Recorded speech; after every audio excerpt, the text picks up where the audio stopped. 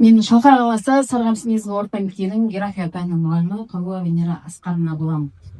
Алдымен жалпы баяндамамды бастамас бұрын сіздермен шағын тәжірибе өткізейін. Мен айтқан әрекетті бірден орындаңыздар, иә? Бәріміз бері қарай. Кәне бәріміз соқ салсамызды көрсетіп жоғалту керек. Жақсы, үлкен рахмет. Көрдіңіздер ме, сіздер менің айтқанымнан гөрі менің әрекетіме көңіл аударып тұрсыздар. Мен сіздерге не дедім? Соқ салсақ дедім. Яғни сіздер оқушыда солай өздеріне дұрыс жауапты әрдайым таңдай бермейді, көбінесе өзіне ыңғайлы таныс жауапты белгілейді. Бүгін сіздерге жасанды интеллект арқылы формативті бағалаудың адаптивті моделін жасау деген тақырыппен таныстырмақшымын. Мұндағы негізгі ой барлық оқушыға бірдей емес, әр оқушыға өз деңгейіне сай бағалау жасау. Яғни адаптивті модель дегеніміз не? Адаптивті модель оқушының жауабына қарай келесі тапсырманың өзгеріп отыруы. Оқушы жауап береді, жасанды интеллект оны талдайды, қате болса түсіндіреді, дұрыс болса келесі деңгейге өткізеді. Мұндағы мақсат баға қою емес, оқушыға қалай алға жылжу керегін көрсету. Нәтижесі қандай? Оқушы үшін оқушы өз деңгейінде жұмыс істейді, сөйлесуден қорықпайды, кері байланысты бірден алады. Ал мұғалім үшін уақыт үнемделеді және формативті бағалау тиімді болады.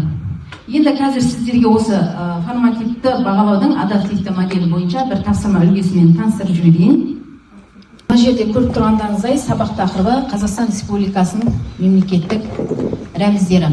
Жоғарыда деңгей А1 деп тұр. Көрініп тұр ма? Бастапқы деңгей. Яғни оқушыға қажет сабақ тақырыбына байланысты мына жерде қысқа мәлімет берілген. Маршрут мына жерде жазып тұр. А1 деңгейі бастапқы деңгей, А2 ортаңғы, Б1 жоғары деңгей. Мына жерде оқушының ұпайы, деңгейі барлығы көрсетіледі. Ал мына жерде оқушының жауабына қарай кері байланыс беріліп отырады дер кезінде. 2007 жылы 4 маусым, яғни сұрақ жеңіле, себебі сұрақтың жауабы жоғарыдағы мәтінде кездесіп тұр. Тексеру батырмасын басамыз, жауап дұрыс. Алға қаласаң келесіні бас. Келесі сұраққа өтеміз. Тапсырма. Қазақстанның мемлекеттік рәміздері қандай? Ту, елтаңба деймін. Тексереміз. Деңгей өсті, күшті. Енді сәл күрделілік тапсырма. Жоғарыда біздің деңгейіміз не? А2 орта деңгей деп тұр. Және ұпайымыз 20.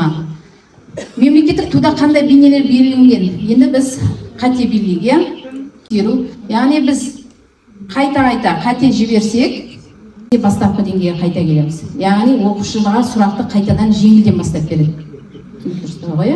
Яғни оқушының деңгейіне қарай сұрақты өзгерте береді.